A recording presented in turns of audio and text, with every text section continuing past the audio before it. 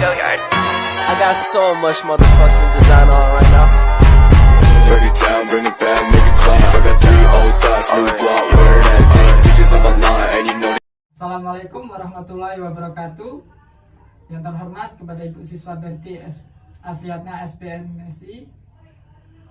Kami dari kelompok 4 ingin menjelaskan tentang masalah pertumbuhan ekonomi. Sebelumnya perkenalkan, nama saya Muhammad Rizal Setiawan, NIM 41 2021 022.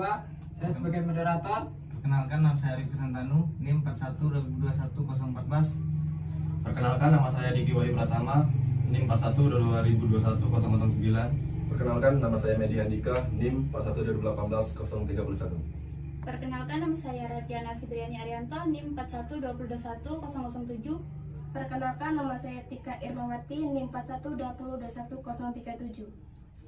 Baiklah, selanjutnya akan dijelaskan oleh pemateri 1.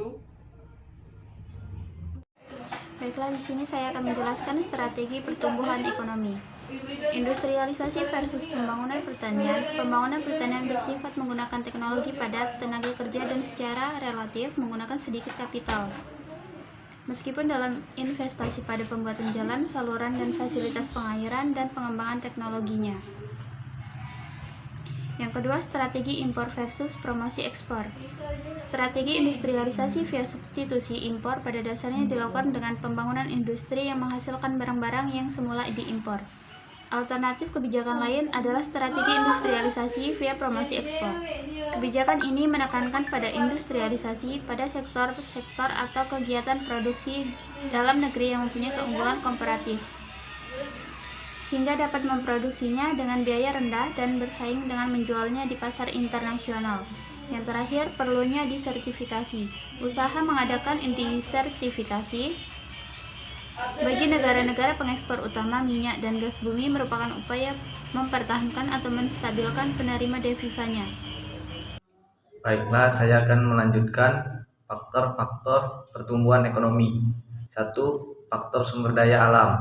Sebagian besar negara berkembang bertumpu pada sumber daya alam dalam melaksanakan proses pembangunannya. Sumber daya alam yang dimaksud diantaranya kesuburan tanah, kekayaan mineral, tambang, kekayaan hasil hutan, dan kekayaan laut. 2. Faktor sumber daya manusia. Sumber daya manusia merupakan faktor terpentingnya dalam proses pembangunan. Cepat lambatnya proses pembangunan tergantung kepada sejauh mana sumber daya manusianya. Selaku subjek pembangunan memiliki kompetensi yang memadai untuk melaksanakan proses pembangunan. Perkenalkan, nama saya Medi Handika, NIM 41 2018 031. Baiklah, di sini saya akan melanjutkan materi pembahasan tentang masalah pertumbuhan ekonomi. Ketiga, faktor ilmu pengetahuan dan teknologi. Perkembangan ilmu pengetahuan dan teknologi yang semakin pesat mendorong adanya percepatan proses pembangunan. Pergantian pola kerja yang semula menggunakan tangan manusia digantikan oleh mesin-mesin canggih. Dampak kepada aspek efisiensi, kualitas, dan kuantitas. Keempat, faktor budaya. Faktor budaya yang dapat mendorong pembangunan diantaranya sikap kerja keras dan kerja cerdas, jujur, ulet, dan sebagainya. Adapun budaya yang dapat menghambat proses pembangunan diantaranya sikap anarkis, egois, boros, KKN, dan sebagainya. Mungkin itu saja pembahasan dari saya. Wassalamualaikum warahmatullahi wabarakatuh. C. Ciri-ciri pertumbuhan ekonomi. 1. Laju pertumbuhan penduduk dan produk per kapita. Laju kenaikan produk per kapita yang tinggi dibarengi dengan laju pertumbuhan penduduk yang cepat. Laju kenaikan yang luar biasa itu paling sedikit sebesar 5 kali untuk penduduk dan paling sedikit 10 kali untuk produk.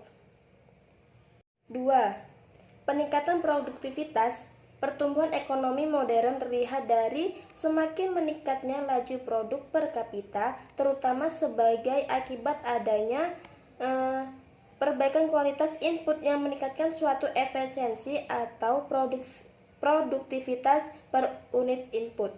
Yang ketiga yaitu laju perubahan struktural yang tinggi. Perubahan struktural dalam pertumbuhan ekonomi modern mencakup peralihan dari kegiatan pertanian ke non-pertanian, dari industri ke jasa, perubahan dalam skala unit-unit produktif. Assalamualaikum warahmatullahi wabarakatuh. Saya Diki Wahyu Pratama, NIM 41 2021 009 akan melanjutkan materi. Yang keempat, urbanisasi. Pertumbuhan ekonomi ditandai pula dengan semakin banyaknya produk negeriya maju yang berpindah dari daerah pedesaan ke daerah perkotaan. Yang kelima, ekspresi negara maju.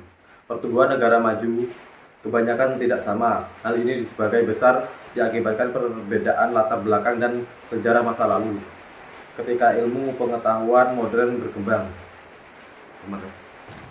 Baiklah, di sini saya akan melanjutkan penjelasan mengenai ciri-ciri pertumbuhan ekonomi, yaitu arus barang, modal, dan orang antar bangsa.